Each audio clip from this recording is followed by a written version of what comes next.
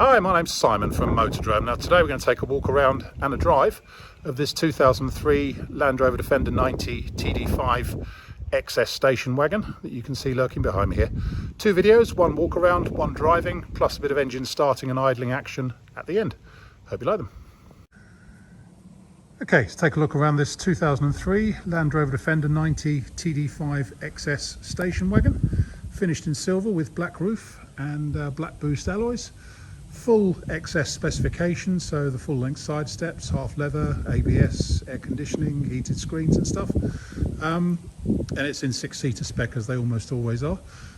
This one's had a few upgrades on it. It's got LED light kit all round, KBX grille, light surrounds and wing vents. It's got a steering guard under there,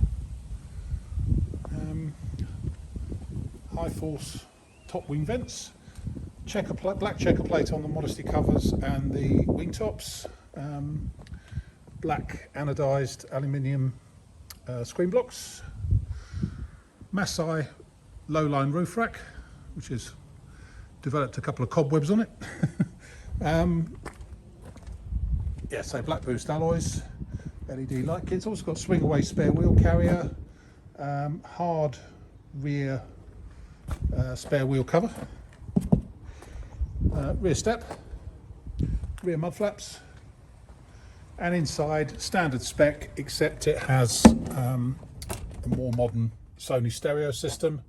It's got a Momo steering wheel, and it's got a larger, what's called a chubby box rather than a cubby box in it. So let's go around and pick out some good bits and bad bits.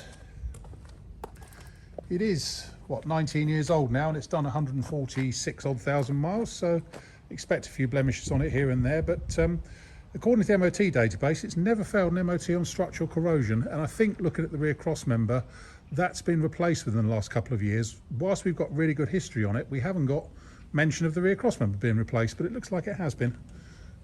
Anyway, starting from the front, we've got a few sort of stone chips and marks on it. I'm not going to go through every mark because I'll be here all day, but it does look pretty smart. I don't know though why underneath both light units you've got that line of rivets. No idea.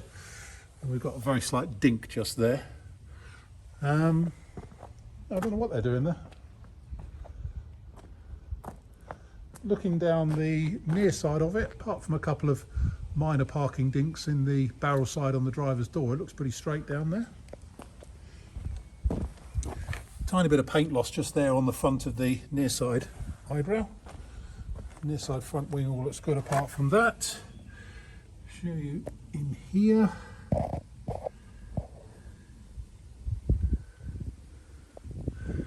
And then a post and up to the scuttle.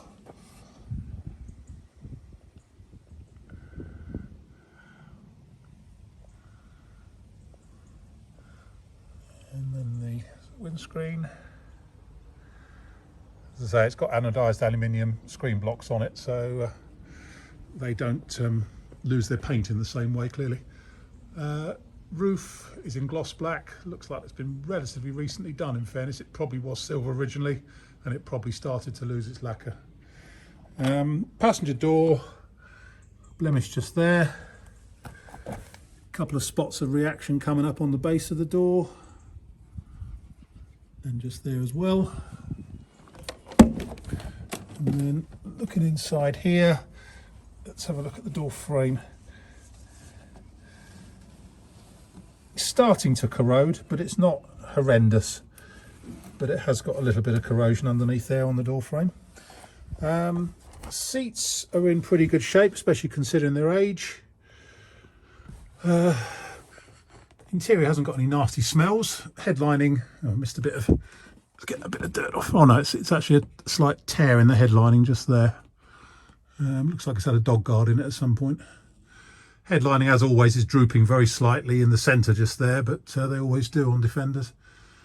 The cardboard behind them tends to delaminate. Yeah, it's a 19-year-old Defender inside, but it doesn't smell horrible. It's fully carpeted. Or is it? No, it's not fully carpeted because the carpet mats in the footwells always rot out. So it's mats in the footwells, but carpeted around the seat boxes, and it's got a full length rubber mat in the back. So I was wrong. It's also got these natty little door straps on here. Near side rear wing looks okay. Excuse me, a couple of blemishes just down here on the base, and the tub top trims are starting to, because they're steel, starting to bubble up a bit on here on the near side. Blemish just there as well. Now the rear windows are very slightly cloudy, and that's because apparently it used to have that nasty black film on the rear windows, and the previous owner decided to remove it because it was all looking a bit shabby. But it's kind of half left the adhesive on the windows, so they do look slightly cloudy because of that. Same on the other side. There's another spot just coming up there.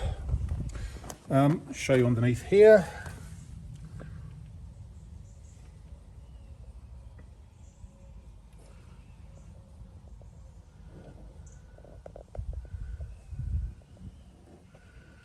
As I say, that looks quite a new cross member to me, although we haven't got a bill for it. Bit of bubbling around there, and as you can see, the back face of the cross member, it again looks very new.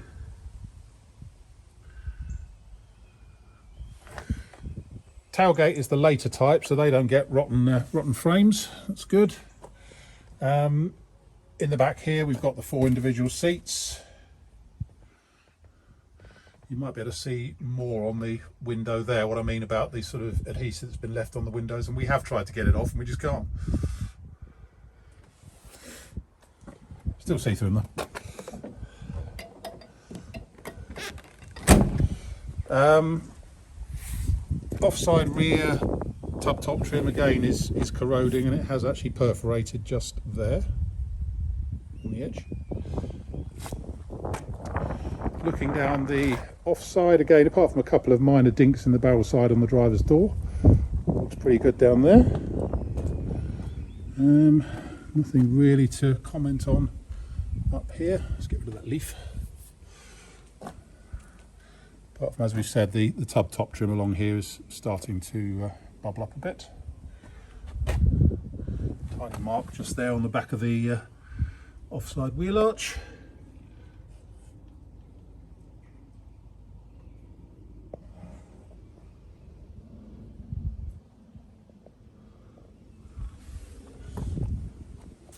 Yeah, slight dink in the barrel side just there. Side door, little blemish just down there.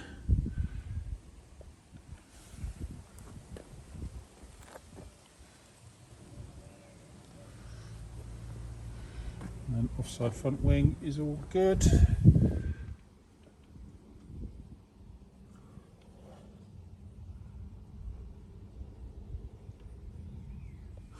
Go back to inside.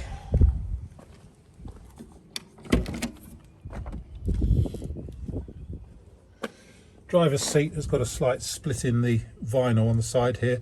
Easy fix for that is to swap the seat bases over, because they are handed. They're not handed, they just lift them out, pop them in the other side if you want, but they always tend to split there. But backrest looks in good shape. It's like getting slightly baggy now, but then you'd expect that given the mileage, which is actually 100, about to turn over 147. Yeah, Momo steering wheel. It's, you know, still in pretty good shape, and it is an XS.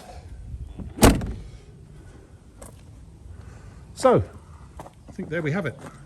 My name's Simon. You can reach me in the office on 0118 907 1495, or you can go to our website, which is www.moto-drome.com.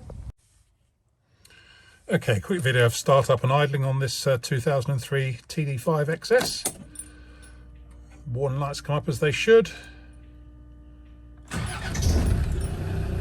Starts as it should. The red light shows I've got the handbrake on, and the ABS light won't go out until it's doing 5 miles an hour in going forwards. But let's say idling nicely.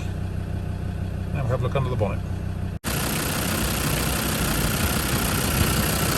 147,000 mile TD5, just doing what it should really. Not making any funny noises or any funny smells.